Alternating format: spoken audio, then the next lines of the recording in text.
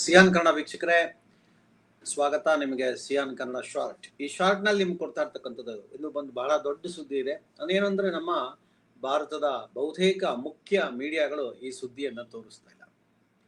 Reporters without borders RSF 2026 ವಿಶ್ವ press freedom index ನಲ್ಲಿ ಭಾರತ 157ನೇ ಸ್ಥಾನ ಪಡ್ಕೊಂಡಿದೆ.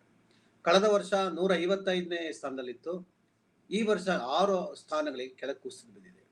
ಇದನ್ನ RSF ಇದನ್ನ ವೆರಿ ಸೀರಿಯಸ್ ಅಂತ ಹೇಳಿ ವರ್ಗೀಕರಣ ಮಾಡಿದೆ.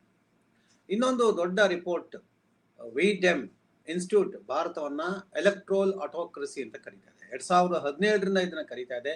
ಲಿಬರಲ್ ಡೆಮಾಕ್ರಸಿ ಇಂಡೆಕ್ಸ್ ನಲ್ಲಿ 105ನೇ ಸ್ಥಾನಕ್ಕೆ ಭಾರತ ಕುಸಿದಿದೆ. ಇದಕ್ಕೆ 3 ಮುಖ್ಯ ಕಾರಣ. ಇದಕ್ಕೆ ಪತ್ರಕರ್ತರ ಮೇಲಿನ ಒತ್ತಡ, ಮೀಡಿಯಾ ಸ್ವಾತಂತ್ರ್ಯದ ಕುಸಿತ, ವ್ಯಕ್ತಿ ಸ್ವಾತಂತ್ರ್ಯದ ಮೇಲಿನ ನಿರ್ಬಂಧ. ಸೊ ನಮ್ಮ ಪಕ್ಕದ ನೇಪಾಳ ದೇಶ 87ನೇ ಸ್ಥಾನದಲ್ಲಿದೆ, ಆದರೆ ಭಾರತ ಇನ್ನೂ ಕೆಳಗಿದೆ. ಸೊ ಇದಕ್ಕೆ ಕಾರಣ ಯಾರು? ನಾವೇ. ಮೀಡಿಯಾ ಸ್ವತಂತ್ರವಾಗಿಲ್ಲದಿದ್ರೆ ಜನರಿಗೆ ನಿಜವಾದ ಸುದ್ದಿ ಸಿಗೋದಿಲ್ಲ, ಡೆಮಾಕ್ರಸಿ ಶಕ್ತಿಯುತವಾಗೋದಿಲ್ಲ. ಈ ಸುದ್ದಿಯನ್ನ ಹೆಚ್ಚು ಜನರಿಗೆ ತಲುಪಿಸಿ ನಿಮ್ಮ ಅಭಿಪ್ರಾಯವನ್ನು ಕಮೆಂಟ್ ಅಲ್ಲಿ ಹೇಳಿ. ಜೈ ಹಿಂದ್, ಜೈ ಕರ್ನಾಟಕ. ಮತ್ತು ಸ್ವತಂತ್ರ ಮೀಡಿಯಾ ಬೆಳಿಬೇಕು ಅಂದ್ರೆ ನೀವು ಡೊನೇಷನ್ ಕೊಡಿ.